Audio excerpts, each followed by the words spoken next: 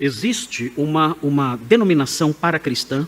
Na realidade, sempre foi classificada essa denominação paracristã. Eu digo paracristã porque ela tem elementos do cristianismo e se define como cristã. E essa denominação paracristã, que anda à margem aí do cristianismo, é uma denominação muito grande aqui no Brasil, chamada Congregação Cristã no Brasil. Vários irmãos aqui da nossa igreja vieram de lá. Nós temos aqui na nossa igreja cerca de 20 pessoas, talvez mais, que vieram desse movimento, a Congregação Cristã no Brasil, que se define como uma seita pentecostal, cristã pentecostal. Essa igreja, a Congregação Cristã no Brasil, é uma igreja que tem as suas peculiaridades. Ela, entre elas, algumas delas, é que a palavra de Deus não deve ser pregada após o preparo prévio do pastor. O pastor se preparar para um sermão e trazê-lo depois à congregação, isso é servir aos irmãos comida requentada ou comida fria. Então o que tem que acontecer? O pastor tem que, na hora, trazer a palavra de Deus no momento em que ele está no púlpito. Então eu não posso me preparar para os meus sermões, como eu faço toda quinta-feira. Quinta-feira é o dia que eu separo para preparar o sermão de domingo à noite. Então nas quintas-feiras eu separo o dia todo para ler meus comentários e fazer minhas anotações para o sermão de domingo à noite. De acordo com o ensino dessa congregação, dessa denominação, isso está errado. Eu tenho que servir para os irmãos pão que sai na hora, pão quentinho. Não posso preparar na quinta-feira e servir no domingo. Não posso fazer isso. Eu tenho que chegar aqui no domingo e preparar na hora para os irmãos. Na hora o Espírito Santo trabalha e eu sirvo então o pão quentinho. É claro, os irmãos imaginem a qualidade do pão quentinho que sai na hora quando o pastor simplesmente começa a falar o que dá na telha sem ter preparado nada. É um caos completo. Mas, enfim, isso não vem ao caso agora. Essa é a visão dessa igreja. E é uma visão difundida por essa igreja e defendem isso.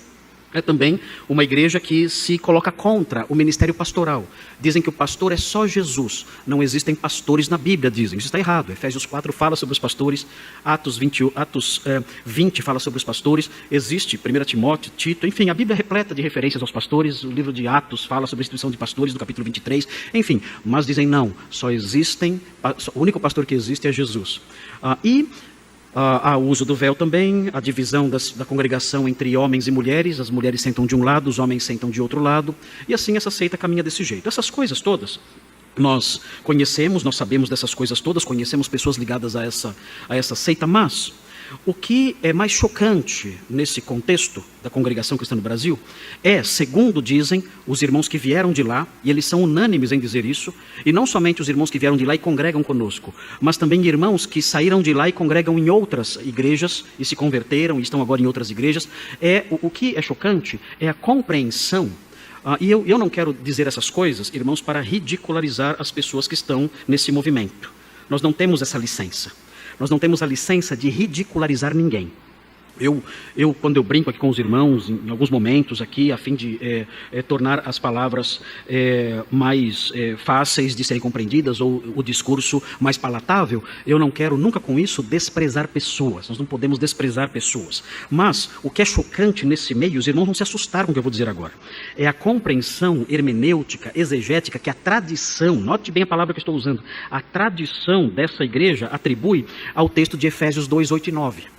Os irmãos conhecem esse texto, Efésios 2, 8 e 9. É um texto muito conhecido. É quase que um texto áureo do cristianismo. Os irmãos que são recém-convertidos, ou aqueles que não têm afinidade com a palavra de Deus, por causa do tempo que tem de convertidos ainda, devem observar o que diz esse texto. É um texto muito claro.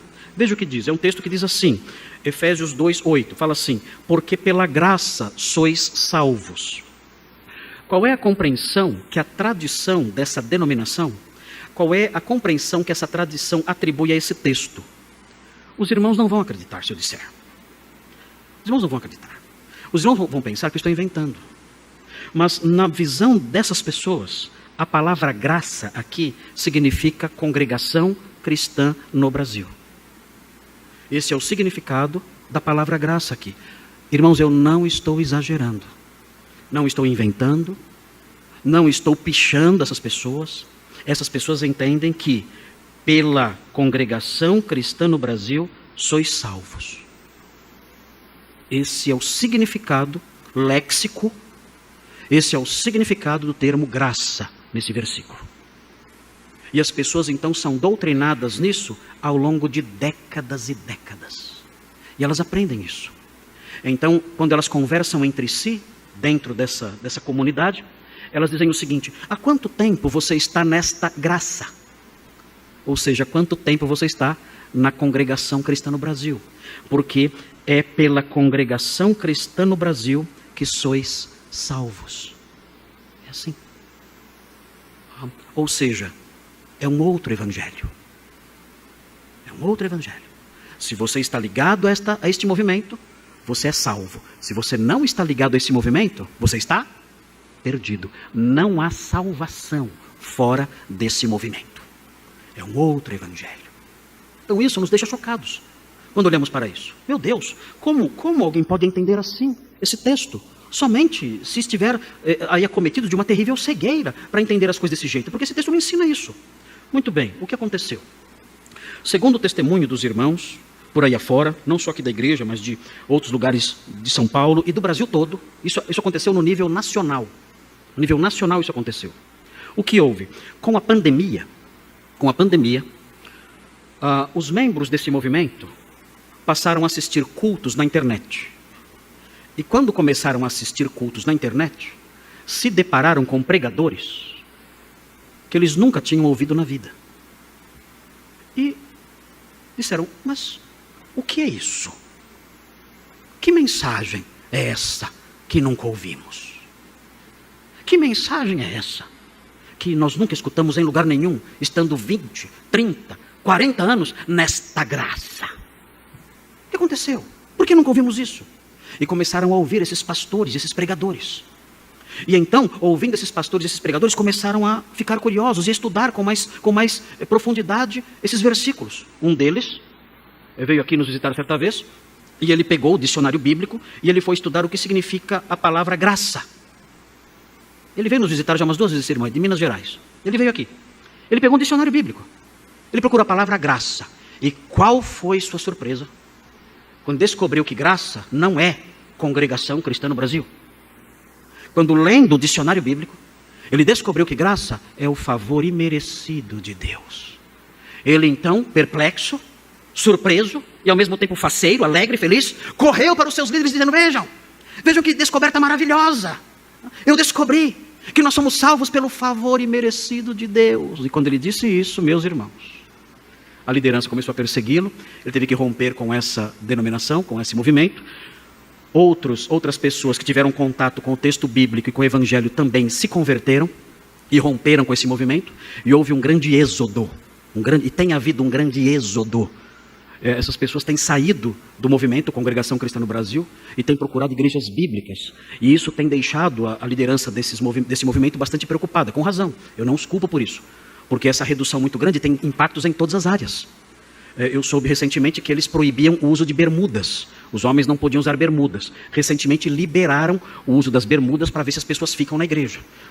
Se não ficam pelo evangelho, pelo menos pela bermuda talvez fique, não sei. Mas liberaram recentemente o uso de bermudas para ver se o êxodo se torna menos acentuado. E notem, tudo isso tem acontecido. Isso é notável. Eu soube de igrejas no Nordeste que receberam cerca de 100 pessoas. 100 pessoas vindas desse movimento, que tiveram contato com o evangelho na época da pandemia. Porque é impressionante, teve uma igreja em Salvador que terminou suas reformas, e assim que terminou suas reformas, chegaram cerca de 100 pessoas ali.